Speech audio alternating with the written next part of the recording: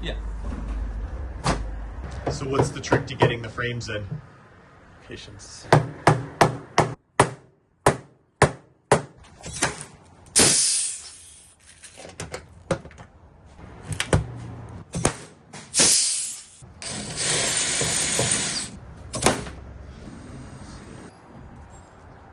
Yeah, sure, that's good.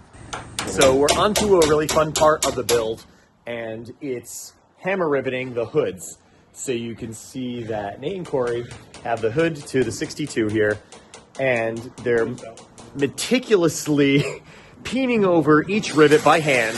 We can't use a regular gun on this because the hood has already been painted, and using a pneumatic aircraft riveter on this is way too dangerous. You could run the risk of cracking the paint. So they're just putting each aircraft rivet in and peening it over by hand.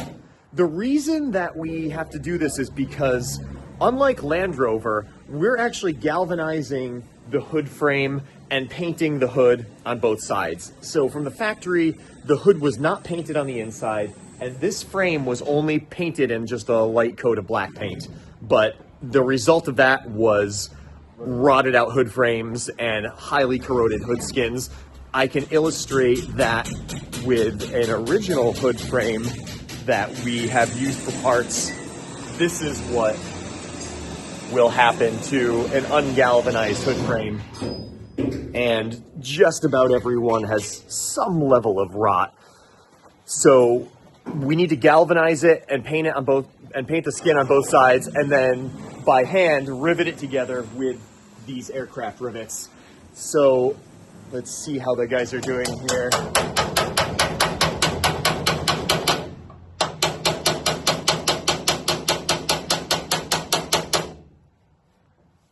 So you can see this is an early hood because it has the separate plate for the striker, and it has the two holes for the tire buffer. It definitely involves patience and just being a unit, because if I'm just tilted a little bit and he's hammering, it could dent the actual rivet, and then we would have to take it out, and that process itself is scary because we have to run the risk of either damaging the outside skin or the paint, and it's just like it will just end up being a mess. So you do not want to have to drill them out. We have to take our You time. want to get them right the first time, and you got to work like you said, as a unit, because if he goes to hit it and you're not pressing it in, it's not gonna. It won't look good at all.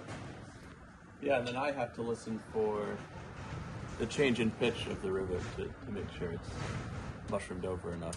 Oh, so it sounds a little tinny at first, and then once it becomes solid, then you know you've gone enough and it should last.